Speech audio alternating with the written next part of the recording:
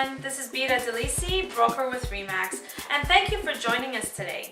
We have a very special guest I'd like to introduce to you, Garry, the president and owner of GDHI Home Inspections. Thank you, Garry, for joining us today. Yeah, I'm glad to be here. Thank you for using my services, and I'd love to answer any questions that you have. Great. Well, we're going to pick your brain a little bit. Okay. We just want to have the perspective of the home inspector. So one of the most important things I'd like to ask you is what is the importance of having a home inspection? Most people aren't familiar with homes as far as the building aspect of it. The value of today of having a home inspection is it's changed. A lot of things have changed over the years. Probably 20-25 years ago, people were less apt to have a home inspector check the house before they move in. But with the technology and with things that the internet has brought to the knowledge base, today there can be several issues. There can be issues from the external part of the house, which is checked. There can be health issues inside. Mold is an issue that has probably in the last 5 or 6 years become more of an awareness from the buyer's perspective, and we continue to find mold in the attic. There are other issues, water intrusion. Today we have new technology, which is thermal imaging, use of an infrared camera.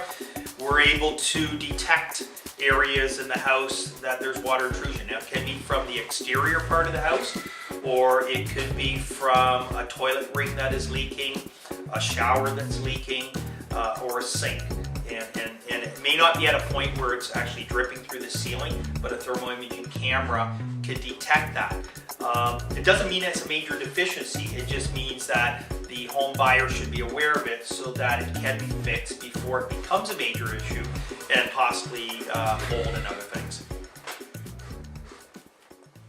Wow, that's great. Now, Garry, some of my buyer clients, they always ask me, at the end of the home inspection, what do we get? So what do you, as a home inspector, what do you give the client? Okay.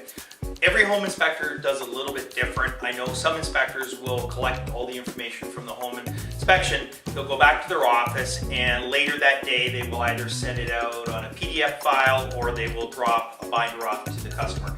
I know with my company, I prefer to fill the documents out on site, and I actually will sign off and hand the customer the binder at the end of the inspection. I also have an electronic version where if the agent needs a PDF file, I'm able to do that as well. And I find that typically works the best because then everybody has the information and able to make a decision at the end of the inspection. Oh, and then if the client forgets something, because from the time they do the inspection to the time that they do get the key, it could be about a month to 60 days to 90 days, they can always refer back to the binder anyways, right? Yeah, the binder gives them a written copy. They get all the originals, so it could be a few months later, it could be a year later, they can always go back to the binder and all the pertinent information is in the binder. That's great reference material. It's good. So Garry, tell us, how can our viewers out there, how can they get in touch with you? Okay, I do have a website, and I do have an office number as well as a cell number, which can be I can be reached on either, and they can just contact through the office, the agents. Wonderful, wonderful. Well, I'd like to thank you for joining us today, and I'm sure you've answered a lot of questions that our viewers may have had, and cleared up a lot of doubts as well. So thank you so much for joining us and taking the time to answer our questions. Okay, thank you very much. If you have any other questions or you'd like to give us a call or send us an email, we'd love to hear from you. Until next time, viewers, bye for now.